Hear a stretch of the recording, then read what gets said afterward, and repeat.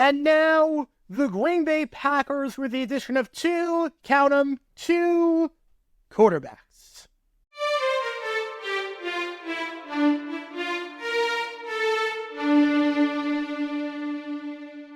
Welcome everybody to JG9 News, where we talk all things NFL all the time. I'm Jared Garrett, and I representing the 904 from the 602. And today, after that SpongeBob reference, we are talking about the Green Bay Packers and what seems on paper like a very bizarre draft strategy heading into the 2024 NFL Draft. There's going to be a lot of videos coming up on JG9 News because all the teams are in Indianapolis, and you got coaches and whatnot meeting with the press and general managers meeting with the press.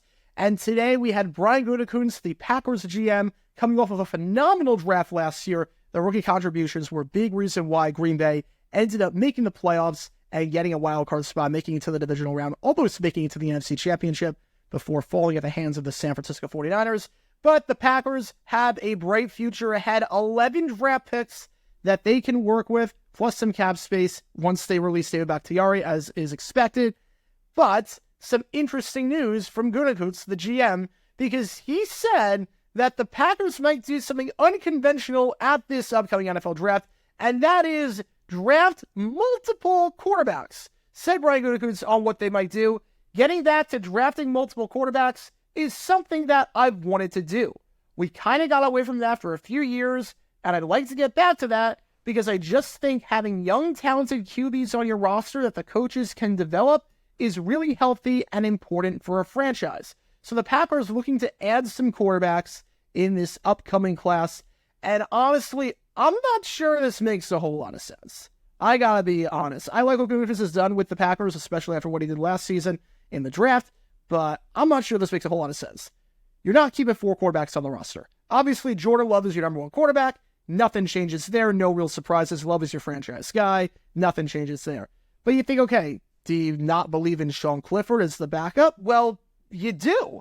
That's the weird part about this. You do believe in Sean Clifford, your pick from last year, as the backup. Said Gutekunst on Sean Clifford, I think he's absolutely proven he can be a number 2. Maybe more than that. So they view Clifford very highly. They view him as the backup, so nothing changes there. So if you're drafting multiple quarterbacks in this upcoming class, you're drafting a 3rd stringer and a 4th stringer, and let's be honest, you're not keeping 4 quarterbacks on the roster. Name me the last team to keep 4 quarterbacks on the 53-man roster. It just doesn't make a whole lot of sense.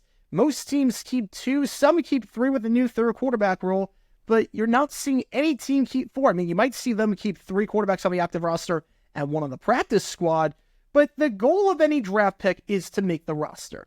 Obviously, it's a bit different with the 1st round, 2nd round. You want to find contributors, you want to find stars, multiple year Pro Bowl players, those type. Obviously, day 3, it's a bit different. But on day 3, you want to draft guys that are going to make the roster.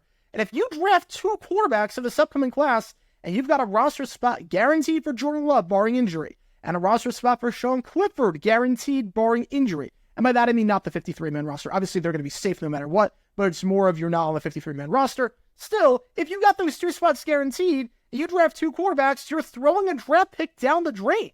You are automatically saying this pick will not make the roster. You have 11 picks. You might as well use them to trade up, use that as leverage, maybe use that in a trade of some kind, push back for more draft picks in 2025. I'm not sure why you would draft 2 quarterbacks, so you've already got 2 on the roster that are locked up for multiple years on cheap deals as it is. The last team to draft 2 quarterbacks in the same draft? Well, you got to go all the way back to 2012 when Indianapolis did it and Washington did it. Now, for Indianapolis, it made complete sense as to why they drafted 2 quarterbacks. They drafted Chandler Harnish in the 7th round out of Northern Illinois, and of course, they drafted Andrew Luck with the 1st overall pick in the draft. So they got a starting quarterback out of it. They got their starting quarterback, and they got a backup. On top of that, there were no quarterbacks on the roster during the 2012 season that were there in 2011. So the Colts had to fill up that QB room regardless. So you were essentially guaranteed a spot for Luck and Chandler Harnish. I know Harnish was on the practice squad that year, but he could have made the active roster if he played well in the preseason and did what he was supposed to do. The other teams to do it that year, Washington. One of them was their starter, Robert Griffin III, the Baylor man, the former Heisman winner. He was the number 2 overall pick. And they got their backup quarterback with Kirk Cousins out of Michigan State in the 4th round. So they got a starter out of it and a backup. Same thing with Indy, starter and a backup. Even with Rex Grossman on the roster, John Beck was off the team after. So even if Cousins couldn't necessarily beat out Grossman for the backup job, they had 3 quarterbacks, perfectly fine number. Teams go into the season with 3 quarterbacks. That's not really an issue. So very different situation from Green Bay, where you've got your starter already, you've got your backup, and now you're looking to add 2 draft picks to fight for third string, which doesn't seem to make a whole lot of sense.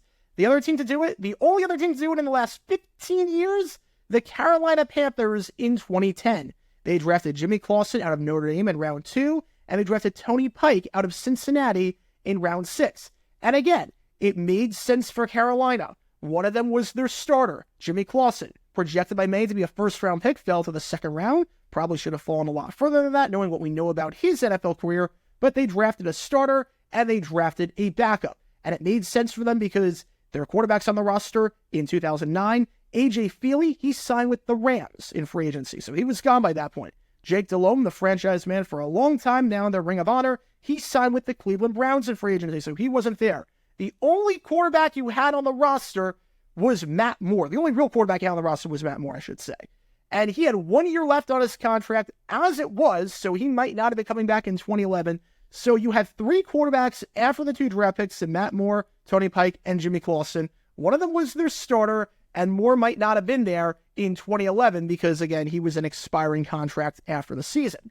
Very different situation from what the Green Bay Packers and Brian Gutekunst want to do by drafting 2 quarterbacks to compete for the third string job. It doesn't really seem to make a whole lot of sense if you believe in Jordan Love, obviously, and you believe in Sean Clifford, why you would waste draft picks like that. You're wasting a draft pick on a guy that is guaranteed to not make the roster. And if he does make the roster, if both these quarterbacks make the roster, then it's really poor roster construction because no team carries 4 quarterbacks on the active roster. The best case scenario, if you draft 2 quarterbacks, is that one of them becomes your third stringer, and one of them plays so poorly that it can go through on the practice squad and not get claimed off waivers by another team. Because if you draft 2 quarterbacks and they both play decent, you got to cut one of them, and one of them, the one that you cut, you'll probably get picked up on waivers, and boom, you just lost a draft pick that way. It doesn't make a whole lot of sense what Green Bay's doing. I know they drafted 2 quarterbacks in 2008. They drafted Brian Brom in round 2 out of Louisville, and they drafted Matt Flynn out of LSU in round 7. Again, a bit of a different story because they only had Aaron Rodgers. That was all they had. Obviously, Brett Favre was still on the roster by that point, but we knew he wasn't coming back. It was a whole saga. Very, very different situation than what the Packers are doing right now. I have not seen a team do anything like this in quite some time, and I don't think it's a bluff. It seemingly came out of nowhere, this question. I watched the press conferences and everything. It doesn't seem like this press conference, it didn't seem like Gutekunst was specifically asked about drafting multiple quarterbacks, because that's just a bizarre strategy to bring up in the first place. So we'll see what the Packers do in the draft. What are your thoughts? Do you think the Packers should draft multiple quarterbacks in this draft? Do you believe in Jordan Love and Sean Clifford as the 1-2 combo under center? Let me know your thoughts in the comments down below. And that's going to do it for this episode of JJ9 News. Be sure you like and subscribe. It helps the channel out a lot. And be sure to check out my main channel, Jaguar9, where we talk all things NFL history all the time. Until next time, this is Jaguar9 signing off. And as always, go Jags.